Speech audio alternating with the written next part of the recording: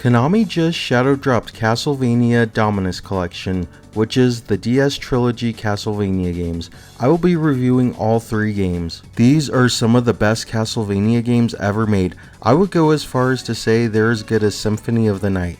They all have great sprite work, amazing gameplay, and a fantastic soundtrack. Seriously, don't sleep on this collection. Even if you're not a Castlevania fan, there's still amazing Metroidvanias, and the collection is $25. That is a steal considering how expensive the DS games are. Now let's get in the review of these 3 games. Let's go. Castlevania Order of Ecclesia was the last Castlevania on the DS, and really was the last real Castlevania released. After the release of this game, all we got was a mediocre fighting game, a subpar reboot, and an average multiplayer game. We did get an awesome Netflix series though, but since this game was released 13 years ago, we haven't had a proper mainline Castlevania game, and chances of getting a new IGA Castlevania game is very slim, which sucks, but at least the series went out on a high note. With Castlevania Order of Ecclesia being one of my favorite and best of the DS trilogy. Castlevania Order of Ecclesia takes place hundreds of years after Symphony of the Night, when the Belmont clan has disappeared, and it's also set before Bloodlines and Portrait of Ruin. With the Belmont clan not around, the Order of Ecclesia was created to find ways to defeat Dracula. The protagonist of this game, Shanoa, was chosen to wield the power of Dominus, which is connected to the Dark Lord's power. In the form of glyphs, which Shanoa can absorb, the ritual was interrupted by Albus because he was mad at Barlow for not keeping his promise for him to inherit the power of Dominus. Because Barlow thinks Albus isn't fit to absorb the power, so Albus steals the Dominus for himself, and the aftermath leaves Shanoa with amnesia. After that, Barlow tells Shanoa that she must go after Albus and get the power of Dominus back. So, as you make your way through various areas to find Albus, you will find villagers that Albus trapped. You will need to save these villagers, and they are the descendants of the Belmont clan that you will learn later throughout the game. Once you catch up with Albus, he will give you a glyph to absorb, and tell you where the power actually came from, which was from Dracula himself. He will also give you other info about the Order's true intention. When you meet Albus again, he will absorb the glyph and tell you the reason he gave you the other one is so he can see how it was absorbed so he can do it himself. When you eventually meet Albus again, he will be consumed with Dracula's power because he can't handle the power. He tries to get control and tells Shanoa to run away, but it's too little too late. Then you will have a pretty cool battle with him. Also, this is the boss battle where you could get the bad ending or continue to get the good ending. To get the good ending, you must have saved all the villagers. Anyway, after the fight, Shanoa will get the last piece of Dominus, and also learn why Albus wanted the power of Dominus for himself. It was to protect her because the power could consume her and kill her. You also learn that the reason Albus captured the villagers was because since they were descendants of the Belmont clan, he thought it could help him use the power of Dominus. But sadly, that plan didn't work. Before Albus passes, he asks Shanoa to promise him to never use the power of Dominus. So after that, Shanoa goes to confront Barlow and learns his true intentions. There's another boss battle with Barlow, and after that happens, you learn that Barlow, shocker, wanted to resurrect Dracula, which he succeeds in. So now with Dracula's castle emerging, Shanoa decides to put this horrid night to an end and vanquish Dracula. So once you make your way through Dracula's massive castle, you will come face to face with the Dark Lord himself. After an epic battle with Dracula, Shanoa will become overwhelmed and break her promise to Albus and use Dominus, which seemingly kills her and Dracula. But because Albus is still inside Dominus, he saves Shanoa and restores her memories. After that, we get a heartfelt goodbye with Shanoa crying but smiling for him before his passing. In a bittersweet ending, and in my opinion, I think this is my favorite ending in the Castlevania DS trilogy. Seeing Shanoa's beautiful smile and the background music was very sweet. The story was good, and Shanoa is probably my favorite main character in the Castlevania series, just behind Alucard. So now that we got through the story, let's talk about the game itself, starting with the music. At this point, it's no surprise that the music is amazing. Here, just listen.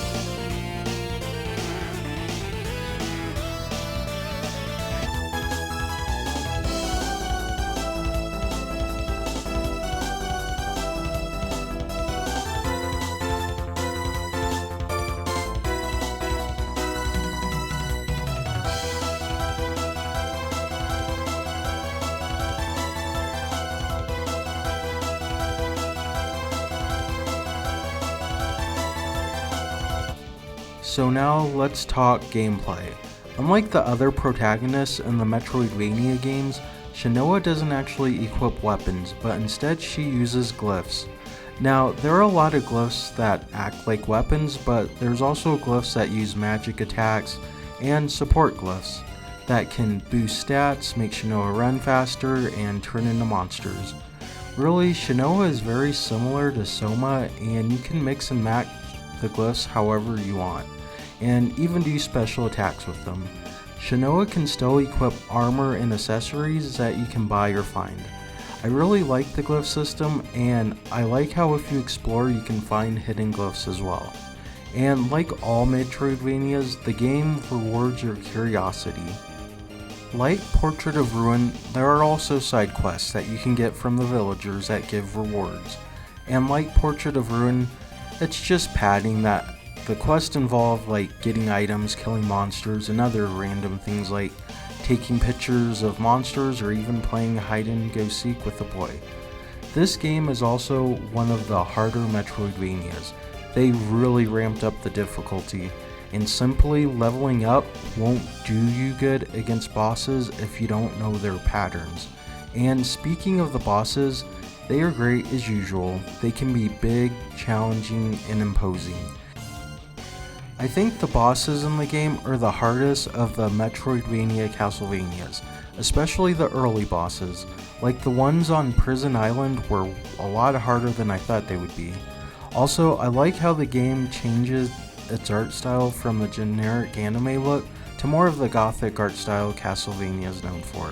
I absolutely love Shona's design. She's beautiful and would definitely simp for her. Now moving on to the level design and the castle design. So this one is a bit different. Half of the game is level based, kind of like old school Castlevania, and the other half is Metroidvania. It's kind of a good thing and a bad thing. What's good is there is a lot of variety in environments, and the areas actually make sense compared to Portrait of Ruin, where you explore like a circus and desert. In the game you have water areas, forests, mountains, and mansions. Now there's two bad things. Some of the levels are very linear, literally just a straight line, and very short. And the other bad thing is that the castle sorta suffers, since half of the game isn't in the castle. Now I'm not saying that's a bad thing per se, I just wish it was, 2 times bigger. Now I will say it's much bigger and varied than Portrait of Ruins. Like it actually has areas that are different, like a library, a kitchen, a barracks, a weaponry, and unlike Portrait of Ruin, a final area to traverse before you face off with Dracula. And honestly, the castle is still big and lengthy. It's just not nearly as big as Dawn of Sorrows or Symphony of the Night. Like, the castle still has secrets and hidden rooms to discover, including a back door that takes you to 2 secret areas, which gives you great rewards when you complete them. It's just, had the castle been much bigger, this would have been the best Castlevania. I think this would have dethroned Castlevania Symphony of the Night, but it's still my favorite Castlevania on the DS. Another thing I think is so cool is that this game is pretty much Simon's Quest done right. Just like Simon's Quest, you have a village, forest, mountain area, and mansion. Hell, collecting the pieces of Dominus is just like collecting Dracula's remains, and Shinoa even quotes the game before storming the castle. I don't know if that was intentional or not, but it's pretty neat and makes me wonder how IGA would view Simon's Quest if he remade it. Well, that wraps up one of my favorite Castlevania games, and pretty much the last true Castlevania game. After beating all 3 of the DS games, just makes me wish Konami would come to their senses and hire IGA back to make some more Castlevania games. He even said he would come back to do the 1999 game if Konami asked him to. But it is what it is. Now let's move on to the next Castlevania game, Portrait of Ruins. Castlevania Portrait of Ruins was the second game released on the DS. When I first played this game, I thought it was just okay, but after replaying it, I ended up liking this a lot, more than my first playthrough, though there are still a few issues. Let's talk about the story first. The game takes place in 1944 during the Second World War, which causes Dracula's castle to appear. This time you take control of Jonathan and Charlotte. Jonathan is the son of John Morris from Castlevania Bloodlines, and is currently the successor to the vampire killer, even though he can't fully use it yet. As Jonathan and Charlotte make their way into the castle, they will run into a ghost named Wind, and we find out a vampire named Bronner is currently in control of the castle, which you need to stop by going into the paintings throughout the castle to weaken him. As you make your way through the castle, you will meet vampire sisters who are Bronner's daughters, and you will eventually meet Death. You will eventually fight Stella, and after defeating her, she will drop a locket that has a picture of the girls and Wind. Once you talk to Wind, you will learn that they are actually the daughters of Wind, and that Bronner took them due to the grief of losing his own daughters. Wind also reveals himself to be Eric, which was the other playable character in Castlevania Bloodlines. As you make your way further down the castle and defeat Death and the 4 main paintings, you will have your final showdown with Stella and Loretta.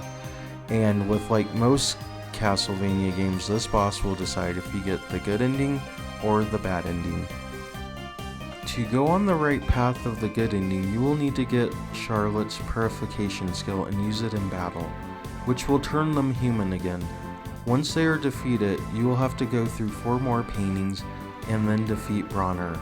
The sisters can also help Jonathan to use the full power of the vampire killer, which in order to do so, you will have a neat battle with Richter Belmont that you have to win. This is actually optional though, but it's worth it because the vampire killer is a very powerful weapon. Anyway, after doing the 4 remaining paintings and defeating Bronner, you will then find out that Dracula was revived, and you must stop him, which leads up to one of the best battles in the entire Castlevania series. Fighting both Dracula and Death was awesome. Once Dracula is defeated, the castle will crumble, the sisters will feel bad at what transpired and say goodbye to their father. Jonathan and Charlotte will run off to find the shopkeeper Victor that I actually somewhat forgot about, and that pretty much is the ending to the story. All in all, I thought the story was solid. I like Jonathan and Charlotte as characters, and I like how Jonathan has to come to terms about his father. The side characters like the sisters and Bronner are okay, and I like Eric's mentor-like role, and I think the story overall was pretty decent. I mean, like I said in my previous video, you don't really play the Castlevania games for a big, huge story or anything, but it served its purpose. Now, moving from story to the game itself. So, Castlevania Portrait of Ruins is a Metroidvania with Super Mario 64 elements thrown in. So, like Super Mario 64, you will go inside the paintings and will unlock more the further you progress. The main gimmick of this game is that you play with both Jonathan and Charlotte, and can switch at any time, and together you can solve puzzles, do team attacks, call on one to use their sub-weapon, and you can have your partner follow you around for extra damage, which it's a pretty cool concept that I think works very well. Like most of the Castlevania Metroidvanias, you will explore the castle, level up, buy weapons and items. So since your two characters are different from Soma and can't use souls, they instead have sub-weapons. Jonathan is your typical Belmont character with sub-weapons from the classic games, along with some of his own different varied sub-weapons to use, which are pretty cool. Charlotte has spells and can charge them up for more power. Enemies can also drop sub-weapons along with other gear to collect, which makes killing enemies satisfying. The other cool thing about sub-weapons is the mastery. So the more you use them, the stronger they will get. As far as weapons go, Jonathan is kinda like Soma, where he uses a bunch of different weapons like swords, axes, lances, etc. Unlike Soma though, Jonathan can use whips, and there are a nice variety of whips you can use with different elemental properties, with the strongest being the Vampire Killer, which has a holy element and does heavy damage to most enemies in the game. Charlotte only has books, but her magic makes up for the lack of weapons. As you explore the castle and various paintings, there are also a lot of secret rooms to discover, like most Metroidvanias. There's also side quests that you can do for Wind, which has some good rewards, though the side quests are mostly just okay, and it's just to further pad the game. As usual, the bosses in the game are great. They can be fun and challenging, with the best boss fight being Dracula and Death. And like I said before, it is hands down the best final boss in the whole series. This game also has a few neat extras. You can play Richter mode, which is pretty cool, and you can also unlock a mode where you play as the two sisters, although it kinda, I don't know, I didn't find it that fun. It's like mostly you have to use the DS touchpad for that. And there's also a boss rush mode, and it's pretty cool because you can also fight bosses from Dawn of Sorrow. Now moving on to the level design and the castle itself, this is where I have a few issues with the game. Now, the paintings are a cool concept and let you explore unique areas like, a desert, a circus, and whatnot. The problem I have is the second part of the game has you explore the same areas with a slight difference. They're mostly just a palette swap with stronger enemies and new music, and while I do enjoy the new music, it's a shame they didn't give us new areas. And the other issue I have is with the castle itself. Since most of the areas in the game are paintings, the castle design kinda suffers for it. It's small with areas that are pretty standard areas, like you have your entrance, a small forgettable underground area, a staircase, a clock tower, and an area leading to the top, and that's it. Like there's no laboratory, no library, no garden, and nothing that's really unique. Hell, the worst part is there isn't even a final area leading up to the final battle. That's pretty disappointing. Like, you defeat Bronner and then you just go in a room for the final boss. The recycled paintings and lackluster castle design are really the only issues I have with the game. But what isn't lackluster is the music. Honestly, I think this game has the strongest soundtrack out of all the DS Castlevania games. There are just so many good songs. Just listen to a few.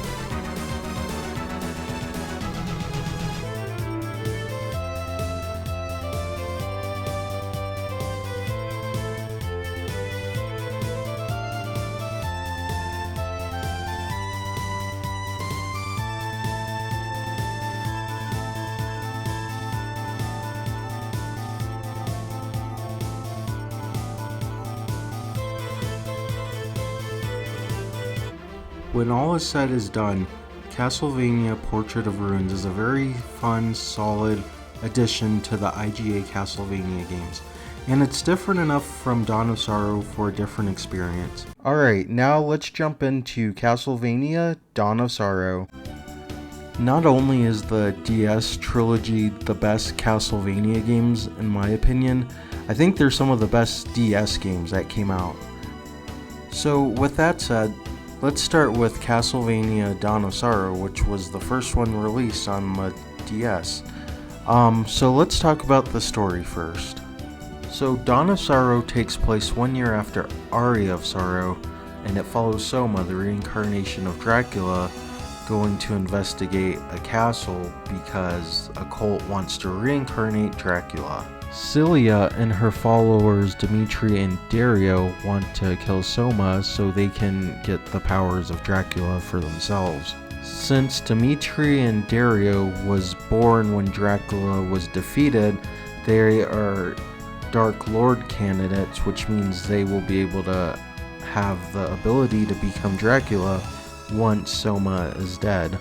I'm not really sure how I feel about these trio of nobodies who are the main villains, but either way, Soma goes through the castle to stop them. Along the way, you'll meet familiar faces like Yoko, Hammer, Julius, and not Alucard, who will help you through your journey. As you make your way through the castle and through the Dark Chapel, you will come face to face with Dimitri. You fight him in a pretty cool boss battle. I think it's kinda cool because he can use Soma's soul's abilities if you use it against him, which I think is pretty unique. I think Dimitri kinda sucks though. He's like pretty arrogant and smug. So once you defeat him, that's the end of him for now, I wanna say. But yeah, you'll be meeting him later. Shortly after your fight with Dimitri, you will run into Dario, and you will have yet another boss battle, which is pretty fun because Dario likes to use fire, so he's a lot more faster and stronger and more aggressive than Dimitri. After you beat him, Celia will take him away because she doesn't want him to die yet, and because she has another plan to execute. After your encounter with them, you will eventually run into not Alucard, and I guess he'll keep telling Soma that he should leave because he's too dangerous or some BS, which I think is pretty dumb because of, what happened in the last game. You would think you would actually want Soma to stop him because, he already proved himself that he can control his, powers and abilities.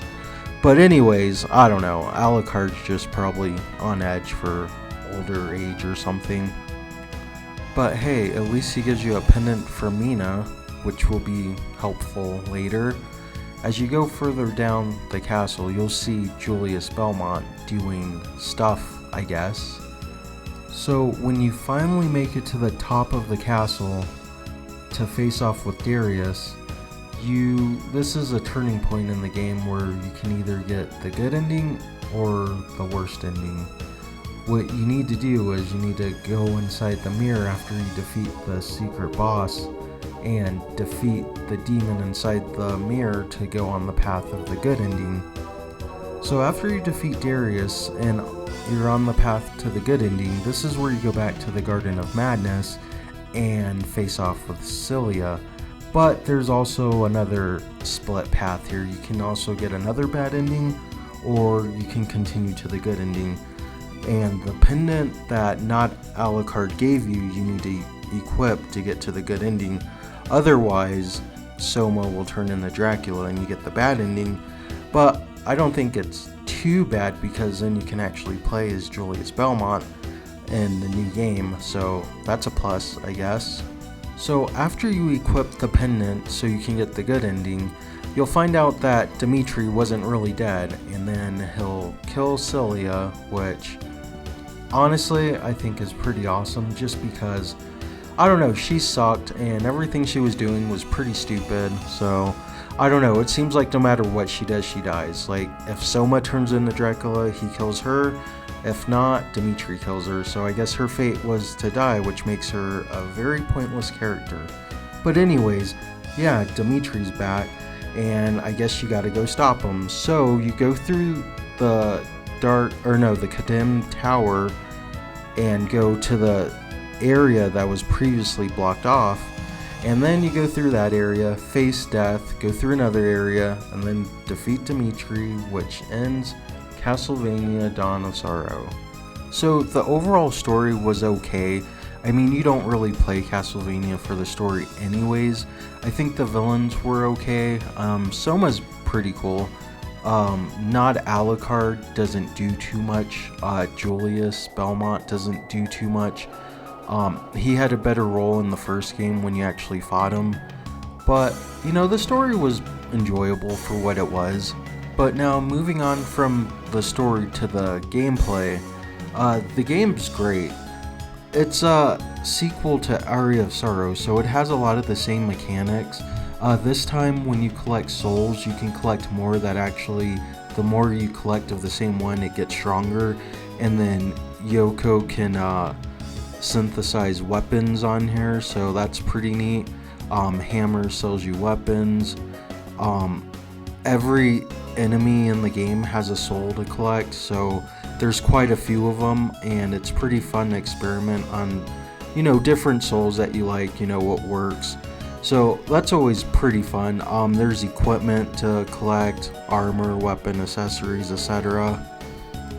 This game is also very good at rewarding exploration, so there's a lot of nook and crannies to explore, secrets, and it makes it a lot fun when you can explore and find a cool new accessory and weapon and whatnot. The castle itself is pretty well designed.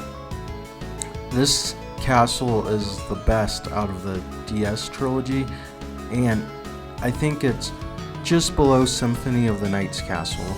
Actually, out of all the Castlevania games, DS ones, I think Dawn of Sorrow is the closest to Symphony of the Night that we got. And part of it is because this is the only DS game, Castlevania one, that took place entirely in the castle. So because of that, it's pretty big and pretty, well developed compared to the other two sequels. Not saying they're bad or anything, but this game definitely has the best castle. And then graphically, the game looks pretty good as well. I think the graphics are still somewhat not as good as Symphony of the Night, but they're a lot better than the Game Boy Advance's graphics. So, the enemy designs look very good. The castle design looks pretty good. It has, that great Castlevania gothic atmosphere. Although it is kind of a shame that they decided to go for more of an anime aesthetic compared to what we usually get. I guess they did that because they wanted the series to appeal to kids more. I don't know. It kind of kills it for me a little bit. I don't know. I think Soma looked really good in Aria of Sorrow, and now he just looks like a generic anime protagonist. So, that kind of sucks a little. But what doesn't suck is the design of the bosses, which is the best enemy designs in the games. I think the bosses just look great. The bosses themselves are very fun, although you can't really talk about bosses without mentioning the magic seals, which yes, it is a pain, and it does kind of kill the enjoyment a little, especially when you mess up, especially once you get the last 2 seals. Man, those suck, especially the last one, because if you screw up, you gotta fight the bosses again. I mean, they're not at full health, but it's still pretty annoying, especially with death. But even so, I still think the bosses are pretty enjoyable. My favorite one was Gurgoth, which is, I don't know what he is. Is he like a zombie dinosaur or something? I thought that was such an awesome boss fight, especially when he crashes the floor and you're falling down with him. His design is just so unique and cool. It was also pretty awesome how he made an appearance in the Netflix Castlevania. So the game plays great, looks great, is an overall fun experience. What left is there to talk about?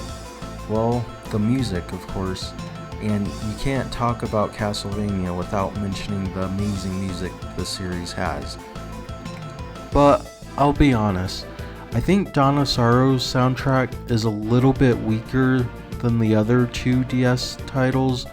That's just my opinion. I think Order of Ecclesia and Portrait of Ruins has a much stronger soundtrack, but it doesn't mean this one is bad. It's definitely very good. I actually prefer it more than Area of Sorrow. But here, have a listen to some of my favorite tracks of this game.